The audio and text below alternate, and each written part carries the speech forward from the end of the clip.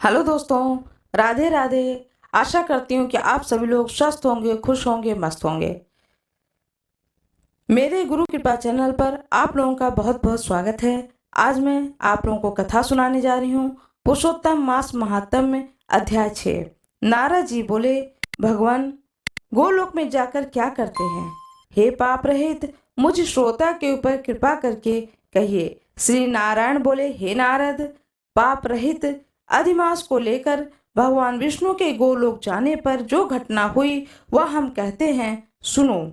उस गोलोक के अंदर मणियों के खंभों से सुशोभित सुंदर पुरुषोत्तम के धाम को दूर से भगवान विष्णु देखते हैं। उस धाम के तेज से बंध हुए नेत्र वाले विष्णु भगवान धीरे धीरे नेत्र खोलकर और अधिमास को अपने पीछे कर धीरे धीरे धाम की ओर जाते हैं। अधिमास के साथ भगवान के मंदिर के पास जाकर भगवान विष्णु अत्यंत प्रसन्न हुए और उठकर खड़े हुए द्वारपालों से अभिनंदित भगवान विष्णु पुरुषोत्तम भगवान की शोभा से आनंदित होकर धीरे धीरे मंदिर में गए और भीतर जाकर शीघ्र ही पुरुषोत्तम भगवान श्री कृष्ण को नमस्कार करते हैं।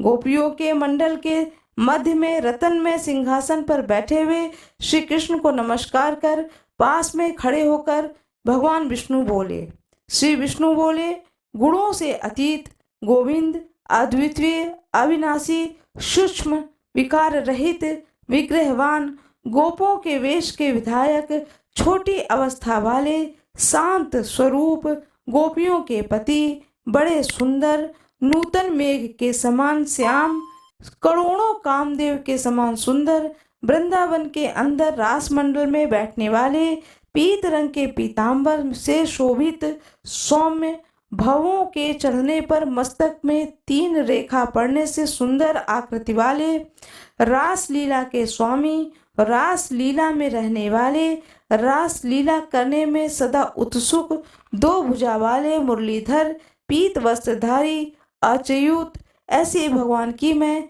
वंदना करता हूँ। इस प्रकार स्तुति करके भगवान श्री कृष्ण को नमस्कार कर पार्षदों द्वारा सदकृत विष्णु रत्न सिंहासन पर कृष्ण की आज्ञा से बैठे। श्री नारायण बोले, यह विष्णु का किया हुआ स्तोत्र प्रातः काल उठकर जो कोई पढ़ता है उसके समस्त पाप का नाश हो जाता है।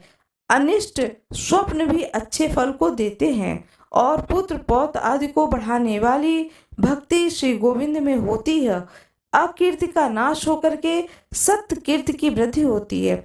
भगवान विष्णु बैठ गए और श्री कृष्ण के आगे कांपते हुए अधिमास को श्री कृष्ण के चरण कमलों में नमन कराते हैं। तब श्री कृष्ण ने भगवान विष्णु से पूछा कि यह कौन है, कहाँ से आया है, क्यों रोता है? इस गोलोक में कोई भी दुख भागी होता ही नहीं है। इस गोलोक में रहने वाले तो सदा सर्वदा आनंद में मगन रहते हैं। ये लोग तो स्वप्न में भी यह दुख भरा समाचार सुनते ही नहीं हैं। अतः हे विष्णु, यह क्यों कांपता है और आंखों से आंसू बहाता है? दुखित हमारे सम्मुख किस लिए खड़ा है? श्री नारायण बोले, नवीन मेघ के समान श्याम सुंदर गोलोक के नाथ का वचन सुन सिंहासन से उठकर महाविष्णु मल मास की संपूर्ण दुख गाथा को कहते हुए बोले। श्री विष्णु बोले, हे वृंदावन की शोभा के नाथ, हे श्री कृष्ण, हे मुरलीधर, इस अधिमास के दुख को आपके सामने कहता हूँ, आप सुने।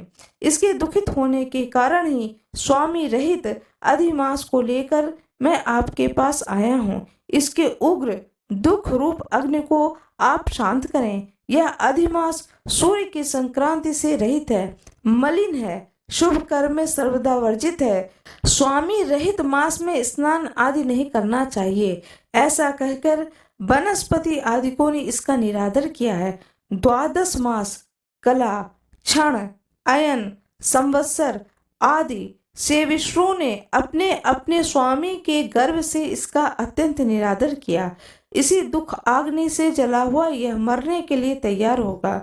तब अन्य दयालु व्यक्तियों द्वारा प्रेरित होकर हे ऋषिकेश शरण चाहने की इच्छा से हमारे पास आया और कांपते कांपते घड़ी घड़ी रोते रोते अपना सब दुख जाल इसने कहा, इसका यह बड़ा भारी दुख आपके बिना टल नहीं सकता है। अतः इस निराशय का हाथ पकड़कर आपकी शरण में लाया हूँ। दूसरों का दुख आप सह नहीं सकते हैं, ऐसा वेद जानने वाले लोग कहते हैं। अतएव इस दुखित को कृपा करके सुख प्रदान कीजिए। हे जगतपते, आपके चरण कमलों में प्राप्त प्राणी शोक का भागी नहीं होता है, ऐसा वेद जानने वाले का कहना है। वेद जानने वालों का कहना कैसे मिथ्या हो सकता है? मेरे ऊपर कृपा करके भी इसका दुख दूर करना आपका कर्तव्य है, क्योंकि यह सब काम छोड़कर इसको लेकर मैं यहाँ आया हूँ। मेरा आना सफल कीजिए। बारंबार स्वामी के सामने कोई विषय न कहना चाहिए, ऐसी नीति के जानने वाले बड़े बड़े पंडित सर्वदा कहा करते हैं। इस प्रकार अधिमास का सब दुख भगवान कृष्ण से कह करके हरि कृष्ण के मुख कमल की ओर देखते हुए कृष्ण के पास ही हाथ जोड़कर खड़े हो गए। ऋषि लोग बोले, हे सूत जी, आप दाताओं में श्रेष्ठ हैं। आपकी दीर्घायु हो, जिससे हम लोग आपके मुख से भगवान की लीला के कथारूप अमृत का पान करते रहे हैं। हे सूत जी, गोलोकवासी भगवान कृष्ण ने विष्णु भगवान के प्रति क्या कहा और क्या किया इत्यादि लोकोपकारक विष्णु कृष्ण का यह संवाद सब आप हम लोगों से कहिए। परम भगवत भक्त नारद ने नारायण भगवान से क्या पूछा? हे सूत जी, इसको आप इस समय हम लोगों से कहिए। नारद जी के प्रति कहा हुआ भगवान का वचन तपस्वियों के लिए परम औषध है। इति श्री बृहत नारदीय पुरुषोत्तम मास महात्म्य षष्ठो अध्याय।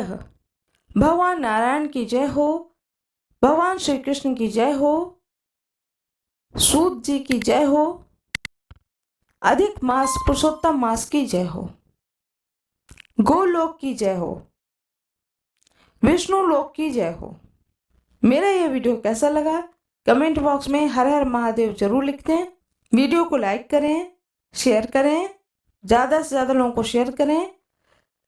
जो कोई भी विष्णु भगवान की यह अधिक मास की अध्याय 6 की कथा को सुनेगा, उससे अब कीर्ति नहीं होगी, उसकी कीर्ति में बढ़ोतरी होगी, उसे कीर्ति का लाभ मिलेगा।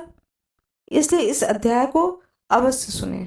मेरे गुरु कृपा चैनल पर देखिए, सुनिए, सारी कथाओं को सुनिए, उन कथाओं का आनंद लीजिए, कथाओं का रसपान करिए, लोगों को शेयर करिए। सोमवार की कथा, प्रदोष व्रत कथा, एकादशी व्रत कथा, गणेश चतुर्थी व्रत कथा, वैनायक की चतुर्थी व्रत कथा, और अब मैं सुना रही हूँ पुरुषोत्तम मास की कथा।